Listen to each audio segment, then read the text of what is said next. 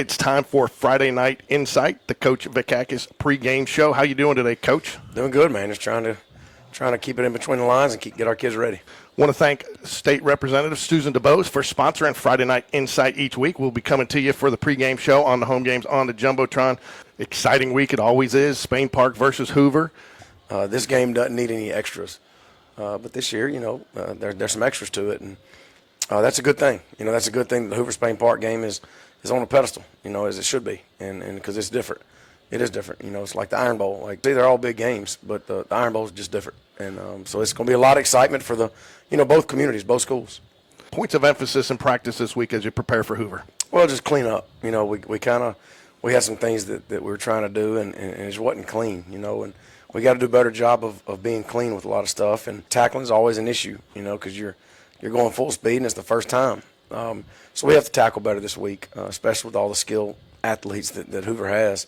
We just got to clean up a lot of stuff from communicating to execution, and hopefully we can play a clean game tonight. I want to talk about a player in particular had some big shoes to fill. Jackson Bryant comes into the center position. I talk about his performance last week and some of the challenges he might face this week against that Hoover defensive line. Yeah, Hoover defensive line is loaded. I mean, they've got a lot of good players up there, and they're very well coached. So, as I'm the man in the middle, I'm the center, and I've got to lead everybody else. And he makes a lot of calls, and he's a really smart kid, and he kind of makes it go up there. Mentioned last week on the coaches show that you had a lot of new guys on the defensive front this year. What challenges did you expect them to face against that Hoover offense?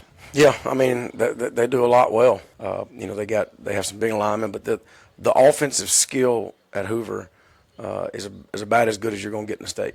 I mean, from running backs to receivers, they've got a lot of skill in it. Getting those guys either on the ground or out of bounds is going to be tough. That's tough for anybody. But we've got to do a good job of surrounding the ball wherever it is, whether it be a run or a pass, and just trying to get them on the ground, live another down. I mean, these games are going to be won and lost on turnovers, and momentum, and who can get the momentum and keep it, who loses it and battles and gets it back. Okay, it's time for our Hoover Toyota keys to victory. Give us 2 or 3 keys to victory this week, Coach. Well, we got to tackle. When one of their guys get the ball, we got to get a lot of guys around them because they're very, very, very talented. We got to protect the football. We can't give up possessions and give them extra possessions. We cannot do that. And third, we got to keep swinging because I don't know what it's going to look like. It might be very bad early. It might be good. Who knows? But whatever it is, we have to just keep it.